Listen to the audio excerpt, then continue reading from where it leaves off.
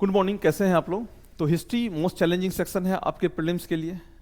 BPSC prelims में की अगर बात की जाए तो 3 सब्जेक्ट हैं, हिस्ट्री, साइंस और करंट अफेयर्स, जिससे आपके रिजल्ट सिक्योर हो सकते हैं। इस 3 सेक्शन पे जितना अच्छा स्ट्रांग होल्ड रहेगा उतना ही आपका प्रीलिम्स क्वालिफाई का चांस अधिक होगा। तो उसी में से एक है हिस्ट्री। हिस्ट्री को लेकर के हमारा शेड्यूल था, हम लोग एनसीईआरटी से हिस्ट्री को कवर करेंगे। एनसीईआरटी बेस्ड जो कॉन्सेप्ट है, जो फैक्ट्स है, उसको हम लोग एमसीक्यू के थ्रू कवर करेंगे, जो कि आपके एग्जाम पॉइंट ऑफ व्यू से इंपॉर्टेंट होगा। तो उसी को ध्यान रखते हुए आज के इस पर्टिकुलर सेशन में हम लोग ancient history, NCERT based question, basically historic age, proto historic, Indus valley civilization. हालांकि हिस्टोरिक और प्रोटो हिस्टोरिक से क्वेश्चन आते नहीं हैं, बेसिकली इंडस वैली सिविलाइजेशन से ये आते हैं, तो इसलिए इंडस वैली सिविलाइजेशन के नंबर ऑफ क्वेश्चंस अधिक होंगे। इंडस वैली सिविलाइजेशन, वैदिक एज, लेटर वैदिक एज और कुछ टॉपिक को हम लोग आज कवर करेंगे बहुत ही शॉर्ट डायमेंशन में, लेकिन इसका डिटेल्ड एक्सप्लेनेशन के साथ। क्या है आइए देखते हैं। पहला क्वेश्चन आपके स्क्रीन बोर्ड पे दिख रहा होगा। फर्स्ट क्वेश्चन इंपॉर्टेंट है, जो कि इंडस वैली सिविलाइजेशन से लिया गया क्वेश्चन है। यह क्वेश्चन क्या है? गेहूं और जौ की फसलों के संदर्भ में निम्नलिखित कथनों पर विचार करें। मनुष्य द्वारा सर्वप्रथम इन्हीं फसलों को उपजाने की शुरुआत की गई थी। दूसरा ऑप्शन है, इन फसलों को उपजाने का क्षेत्र हिमालय और विंध्य की पहाड़ियां थी। इंग्लिश में देखेंगे, with reference to wheat and barley crops consider the following statement. The cultivation of these crops was first started by humans. The area of cultivation of these crops was the Himalaya and Vindhyan regions. Which of the statements given above is are correct? कौन सा statement सही होगा इसका? बोलो। सी। यहां पे बैठे हुए बच्चे इसका आंसर सी दे रहे हैं, लेकिन इसका सही उत्तर क्या है? ए है। राइट आंसर इज ए। हाँ, इसका सही उत्तर क्या है? ए है। मींस पहला स्टेटमेंट हमारा सही है, दूसरा स्टेटमेंट हमारा क्या है? गलत है। अब देखते हैं इसका एक्सप्लेनेशन। यह एक इंपॉर्टेंट है, इसके एक्सप्लेनेशन का। यह पूरा का पूरा आपका एक पैकेज है एनसीईआरटी का, जो क्वेश्चन तो है ही है एक्सरसाइज के लिए, बनता है तो मच बेटर, नहीं बनता है तो कोई बात नहीं, लेकिन जो एक्सप्लेनेशन है वह एक्सप्लेनेशन आपके लिए पूरा डिटेल्ड एक्सप्लेनेशन है, जो कंप्लीट कोर्स को कवर कराएगा, जो कि एनसीईआरटी बेस्ड है। आइए देखते हैं इसके एक्सप्लेनेशन में क्या है। एक्सप्लेनेशन में है, सर्वप्रथम मनुष्य ने गेहूं और जौ उपजाना आरंभ किया था लगभग कब? 8000 वर्ष पूर्व किया था। यह भी पॉइंट इंपॉर्टेंट है। Main first started cultivating wheat and barley. जो पहला ग्रेन था हमारा, जो सेरल्स थे पहले हमारे, वह कौन सा था? व्हीट और बार्ली था। यह भी एक क्वेश्चन होगा। कब? About 8000 year ago. Cultivation of these crops took place in the Sulaiman and Kirthar hill region, not in Vindhyan region. यह इंपॉर्टेंट है। इन फसलों को उपजाने का कार्य सुलेमान और किर्थर पहाड़ी क्षेत्र में किया गया था। सुलेमान और किर्थर रेंज कहां है? पाकिस्तान अफगानिस्तान के क्षेत्र में।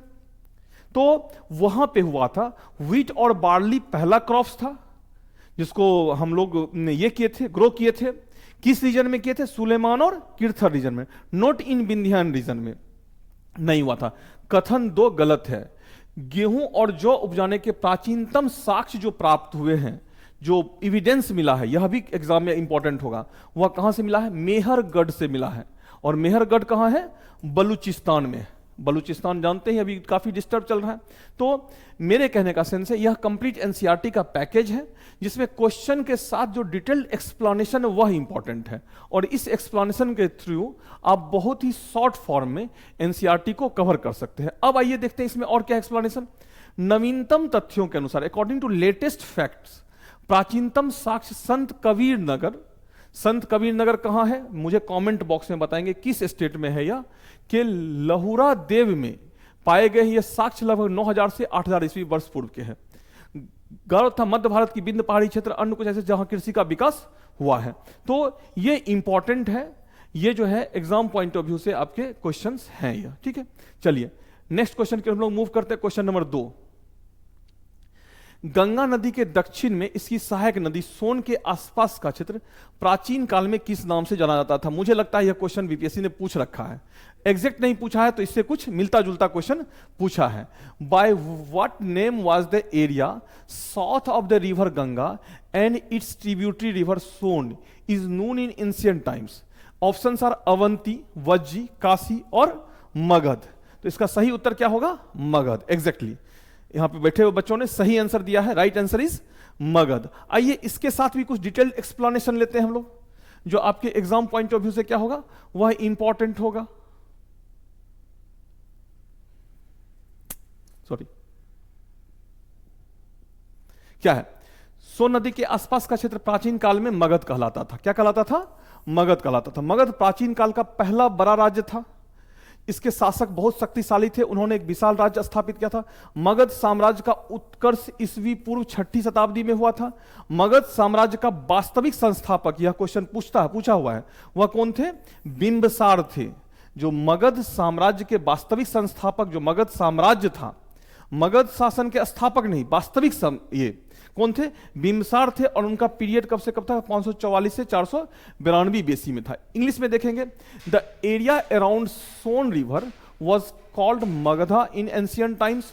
Magadh was the first major kingdom of ancient times. Its rulers were very powerful. They established a vast kingdom. Magad empires flourishing in BC. It happened in the 6th century. The real founder of Magad empire was Bimsar. तो ये facts और ये concept सारे किससे हैं? NCERT से हैं, जो आपके एग्जाम पॉइंट ऑफ व्यू से इंपॉर्टेंट है। चलिए क्वेश्चन के साथ साथ एक्सप्लेनेशन बहुत इंपॉर्टेंट है। नेक्स्ट क्वेश्चन के हम लोग मूव करते हैं, क्वेश्चन नंबर 3। देखिए क्वेश्चन नंबर 3 क्या कहता है? अशोक के कंधार से प्राप्त अभिलेख निम्नलिखित में से किन लिपियों में लिखा गया? ध्यान रखिएगा, अशोक के जो अभिलेख हैं, शिलालेख हैं, कौन सा शिलालेख का क्या इंपॉर्टेंस है, किस शिलालेख का क्या मैसेज है, और उसका जो स्क्रिप्ट है किस स्क्रिप्ट में लिखा गया, यह हमारे एग्जाम पॉइंट ऑफ व्यू से इंपॉर्टेंट है। एंशिएंट हिस्ट्री में आप देखेंगे यहां से रेगुलर क्वेश्चंस आते हैं। तो ऑप्शंस आर अरमाइक और ब्रह्मी, यूनानी और ब्रह्मी, देवनागरी और तमिल। यूनानी और Aramaic, in which of the following scripts the Kandahar inscriptions. तो कहां पे है यह? कंधार इंस्क्रिप्शंस की बात की जा रही है, या भारत में जो अभी प्रेजेंस है उसकी बात नहीं। कंधार अफगानिस्तान, तो ऑब्वियस ही बात है वहां पे किस तरह का लैंग्वेज था? वहां पे ग्रीक और अरमाइक था। तो राइट आंसर इज ग्रीक और अरमाइक। तो ये आपके एग्जाम पॉइंट ऑफ व्यू से इंपॉर्टेंट है। आइए देखते हैं इसका एक्सप्लेनेशन और क्या है जो आपको हेल्प करेगा चीजों को समझने में। अशोक के कंधार अभिलेख इस क्षेत्र में प्रयुक्त होने वाला जो वहां का लोकल लैंग्वेज है, यूनानी तथा अरमाइक नामक दो भिन्न लिपियों तथा भाषाओं में लिखा गया है। यह जो लैंग्वेज है क्या है? यूनानी है और अरमाइक है। चलिए नेक्स्ट क्वेश्चन, क्वेश्चन नंबर 4। ये देखिए, ये क्वेश्चन जो है ये आपका जो है एंशिएंट इंडस वैली सिविलाइजेशन से जुड़ा हुआ क्वेश्चन है और प्री हिस्टोरिक एज का क्वेश्चन है। क्या क्वेश्चन? निम्नलिखित पुरास्थलों में से किस स्थान में मनुष्य के आखिर तक खाद्य संग्राहक होने के प्रमाण मिले हैं? तो ऑप्शन सर भीमबेटका, हुंगी, चिरांद और कुरनूल गुफाएं। तो नहीं मिले हैं, सॉरी, हाँ क्वेश्चन नहीं मिले हैं। कहां नहीं मिले हैं? तो भीमबेटका, हुंगी, चिरांद और कुरनूल गुफाएं। राइट आंसर क्या होगा इसका? नहीं, सी चिरांद। चिरांद और चेचर नाम सुना होगा। चिरांद और चेचर में यह नहीं मिला है, रिमेनिंग सभी जगह क्या है? यह मिला है। ठीक है, भीमबेटका की गुफा में भी मिला है। अब इसका एक्सप्लेनेशन देखो, एक्सप्लेनेशन से चीजें समझ में आएंगी। क्या है एक्सप्लेनेशन? भीमबेटका, हुंगी और करनूल की गुफाओं से मनुष्य के आखिरतक और खाद्य संग्राहक होने के प्रमाण मिले हैं। The caves of Bhimbetka, Hunsgi and Kurnool have found evidence of humans being foragers and food collectors. ठीक है, all these are the palaeolithic sites. यह कौन सा साइट है?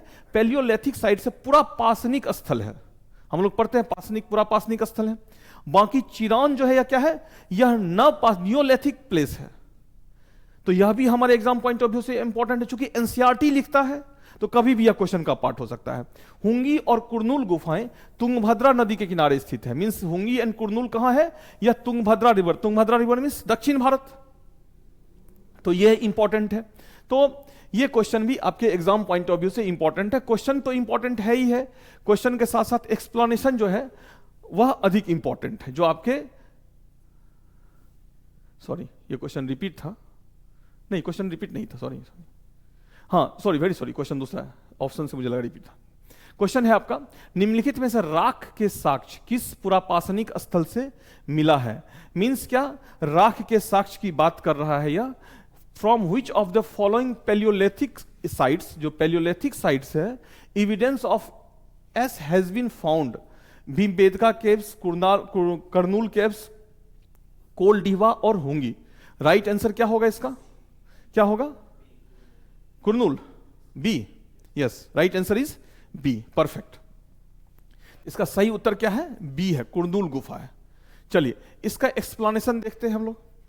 इसका एक्सप्लेनेशन क्या है? कुरनूल गुफा से राख के अवशेष मिले हैं। इससे स्पष्ट होता है कि पुरापाषाणिक आरंभिक लोग आग से परिचित थे, ये इंपॉर्टेंट है।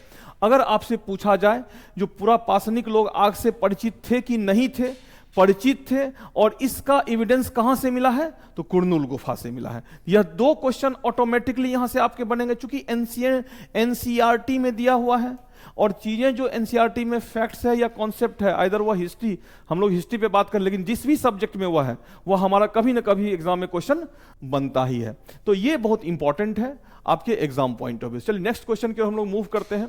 क्वेश्चन नंबर 6 क्या कहता है? क्वेश्चन नंबर 6 कहता है मध्य पाषाण युग।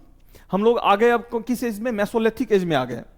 मध्य पाषाण युग में जलवायु परिवर्तन से आए नए बदलाव के संदर्भ में निम्नलिखित कथनों पर विचार कीजिए। ठीक है, तो क्वेश्चन नंबर 6 क्या कहता है? In the context of new change brought about by the climatic change in Mesolithic as, consider the following statement. क्या है? बदलाव से तापमान में वृद्धि और घास के मैदाने विकसित होने लगे, पहला स्टेटमेंट है। एनसीईआरटी में है चीजें, इसलिए इसको समझना है। इस काल में मछली भोजन का महत्वपूर्ण स्रोत बना है। गेहूं, जौ और धान जैसे अनाज प्राकृतिक रूप से उगने लगे थे।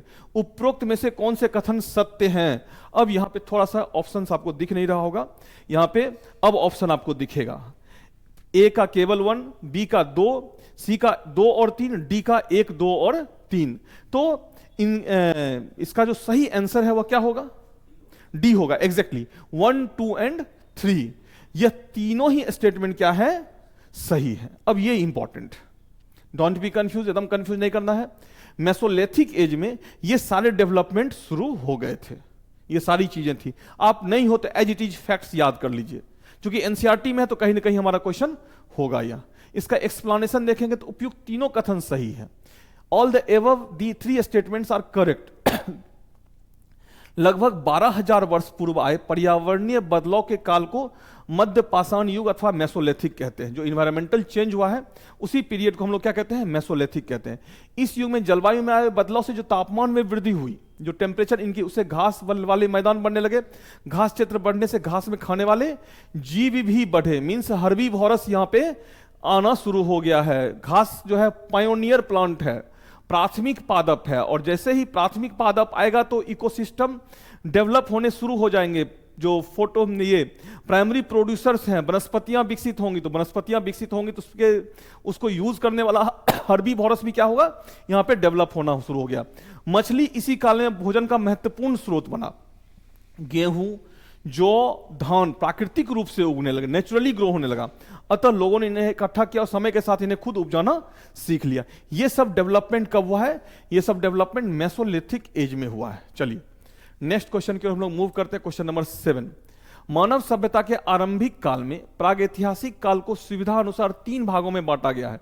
निम्नलिखित में से कौन सा उस 3 में नहीं आता है? थोड़ा आसान कैटेगरी का क्वेश्चन हो गया यह। ऑप्शन सर पूरा पाषाण काल, नव पाषाण काल, मध्य पाषाण काल और महापाषाण काल। तो राइट आंसर इज 7 का क्या होगा राइट आंसर? डी, महापाषाण काल इसका पार्ट नहीं है। इंग्लिश में the early period of human civilization is conventionally divided into 3 parts, which of the following does not comes in those 3? First one is Paleolithic, Neolithic, Mesolithic and Megalithic. Right answer is Megalithic period. चलिए question number 8, निम्नलिखित में से कौन सा पुरास्थल प्राग ऐतिहासिक काल शैल चित्रकला के लिए जाना जाता है? बड़ा इंपॉर्टेंट क्वेश्चन है यह, और एनसीईआरटी है, बार बार मैं इस पे जोर दे रहा हूं, एनसीईआरटी है तो हमारे कभी भी क्वेश्चंस हो सकते हैं। तो क्वेश्चन नंबर 8 क्या कह रहा है? Which of the following sites has prehistoric rock paintings? Options are Amravati, Bhimbetka, बाघ की गुफाएं और अजंता। क्या होगा इसका आंसर? बी। बी की D? D, B, yes, right answer is B, perfect. Bhimbetka, इसका सही उत्तर क्या होगा? भीमबेटका। आइए इसका एक्सप्लेनेशन थोड़ा देख लेते हैं, क्या है, क्या कह रहा है। भीमबेटका का लोकेशन, भीमबेटका वर्तमान में मध्य प्रदेश के रायसेन जिले में स्थित है। अब भीमबेटका की गुफा कहां है, यह भी अपने आप में क्वेश्चन है। तो कहां? यह एमपी में है।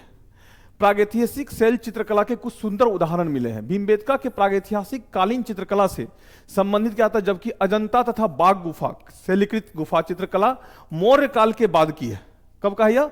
मौर्य काल की बात है। अमरावती अपने स्तूपों के लिए प्रसिद्ध है, जिसे मुगल कालीन और सातवाहन कालीन माना जाता है। तो ये इंपॉर्टेंट है, ये आपके एग्जाम पॉइंट ऑफ व्यू से सारे जो एक्सप्लेनेशन है वह आप ध्यान रखेंगे, और इसका पीडीएफ भी आपको सेंड कर दिया जाएगा। क्वेश्चन नंबर 9 क्या कहता है, ये भी इंपॉर्टेंट है, यह भी आपको पैलियोलिथिक, प्री पैलियोलिथिक एज से रिलेटेड क्वेश्चन है।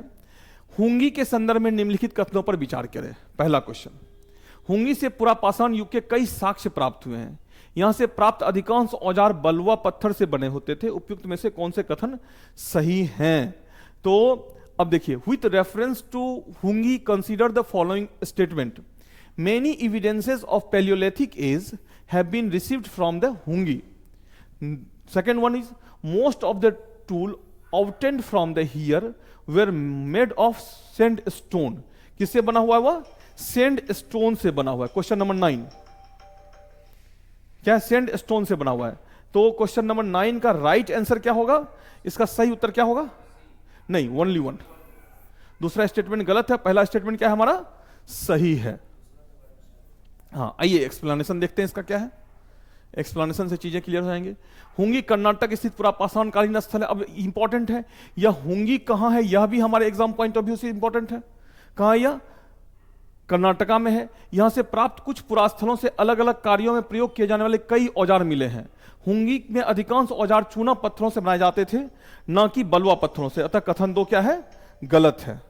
ठीक है, ये हमारा क्या हो गया? ये क्वेश्चन हो गया। अब आइए देखते हैं नेक्स्ट क्वेश्चन।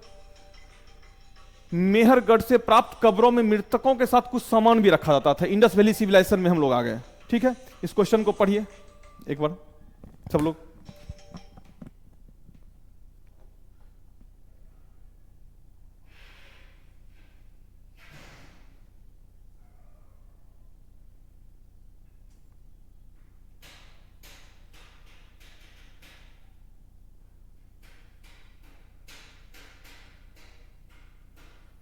देखिए क्वेश्चन को, चलिए। मेहरगढ़ से प्राप्त, अब ये आ गया आपका इंडस वैली सिविलाइजेशन का क्वेश्चन है और इंपॉर्टेंट है यह। प्राप्त कब्रों में मृतकों के साथ कुछ सामान भी रखे जाते थे। मेहरगढ़ के लोगों का मानना था कि मृत्यु के बाद भी जीवन होता है। 2 ऑप्शंस हैं, नीचे दिए गए कूट का प्रयोग कर सही उत्तर चुने। इंग्लिश में देखेंगे, in the Graves found at Mehrgarh, sorry एक minute, in the graves found at Mehergarh, something similar was kept along with the dead. Reason, the people Mehergarh believed that there is a life after death. Select the correct answer using the code given below. Both 1 and R are correct, and R is the correct explanation of A. Both A and R are correct, but R is not correct explanation of A. A is correct, R is wrong. A is wrong, R is wrong, A is correct. तो कौन सा answer होगा इसका? Question number 10 क्या? ए। तुम और लोग? 10 का A, yes, right answer is A, perfect. A सही है, मींस दोनों ही स्टेटमेंट सही है। ए सही है, बी दूसरा उसका एक्सप्लेनेशन। देखोगे इतना डेप्थ में तो नहीं, ए आर के फॉर्म में नहीं, फैक्चुअल एस्पेक्ट में कितना बार बीपीएससी ने इस क्वेश्चन को पूछा है।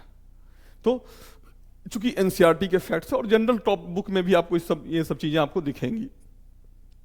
चलिए राइट, क्वेश्चन नंबर 11 पे आते हैं। निम्नलिखित पुरास्थलों में से कौन सा एक ब्रह्मपुत्र की घाटी की एक पहाड़ी परिस्थिति है? ये बड़ा इंपॉर्टेंट क्वेश्चन है, बहुत इंपॉर्टेंट क्वेश्चन है। Which one of the following ancient sites is situated in a hill the valley of the Brahmaputra? पहला ऑप्शन मेहरगढ़, हेलूर, गुफ्फकरली और दाऊजली हेडिंग्स। क्या होना चाहिए? D. Yes, right answer is D, perfect. इसका सही उत्तर क्या है? डी है। दाउजली हेडिंग चीन और म्यांमार की ओर जाने वाले रास्ते में ब्रह्मपुत्र की घाटी पर एक प्रसिद्ध पहाड़ी है। यहां से यह कास्टसम एक इक्विपमेंट औजार है। लकड़ी को जब ये किया जाता है, कंप्रेस किया जाता है और बहुत दिनों तक छोड़ा जाता है तो वह बहुत मजबूत हो जाता है। उसी के लिए वर्ड यूज किया गया कास्टसम। कास्टसम औजार और बर्तन भी प्राप्त हुए हैं। कास्टसम उस अति प्राचीन लकड़ी कहते हैं जो सख्त होकर पत्थर बन गई है। तो यह कहां मिला है? यह मिला है आपको दाउजली हेडिंग में, और यह कहां है? ब्रह्मपुत्रा की घाटी, मींस नॉर्थ ईस्ट के क्षेत्र में है यह, इसलिए यह इंपॉर्टेंट। आइए नेक्स्ट क्वेश्चन देखते हैं, और इसमें एक्सप्लेनेशन देखिए, सॉरी यहां का एक्सप्लेनेशन और थोड़ा लेते हैं। यहां से मूसल और खल जैसे उपकरण भी प्राप्त हुए, यह भी क्वेश्चन होगा, जिससे पता चलता है कि यहां के लोग भोजन के लिए अनाज उगाते थे। दाउजली हेडिंग में से जो जेडाइट पत्थर भी प्राप्त हुए हैं, यह भी एक क्वेश्चन होगा। जेडाइट पत्थर कहां से प्राप्त हुए हैं? तो दाउजली हेडिंग से प्राप्त हुए हैं। पुरातत्वविदों का मानना है कि संभवतः यह पत्थर चीन से आया होगा। कहां से आया होगा? यह चीन से आया होगा। Tools like pestles and pestles have been found from here which shows that the people here used to grow grains for food. Jadeite stone has also been obtained from Daujali headings. Archaeologists believe that this stone may have come from China. कहां से आया? यह China से आया। Question number next, Mohenjodaro में खास तालाब बनाया गया था जिसे पुरातत्वविदों द्वारा महान स्नानागार कहा गया है। क्या कहा गया है? महान स्नानागार।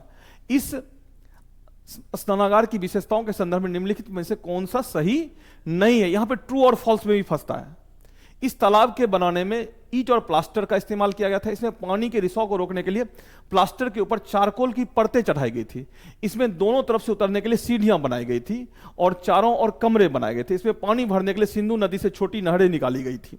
ये सब ऑप्शन है। इंग्लिश में a special tank was built in Mohenjodaro which was called the Great Bath by archaeologists. Which one of the following statement is not correct with reference to the features of this bathhouse?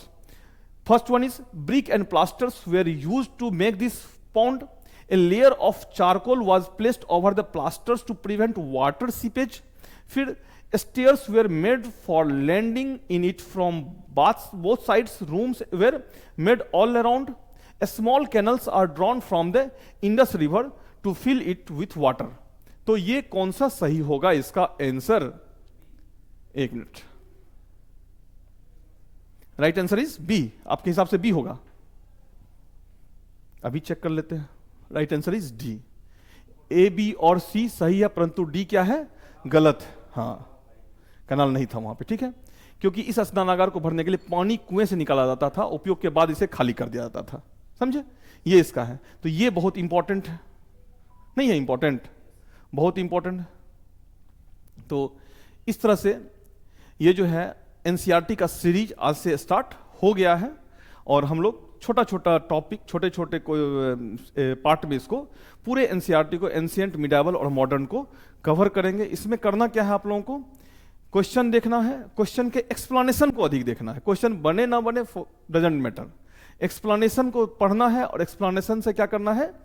Concept को तैयार करना है सारे subject में, ancient भी, medieval भी और modern भी। चूंकि हिस्ट्री बहुत इंपॉर्टेंट है, हिस्ट्री को अच्छे से तैयार करना होगा। Multiple source of information history का चाहिए। हिस्ट्री से किसी भी प्रकार के चूक को करने की जरूरत नहीं है, चूक होना भी नहीं चाहिए, क्योंकि हिस्ट्री ही आपको रिजल्ट को सिक्योर कराता है। चलिए, thank you, thanks a lot all of you.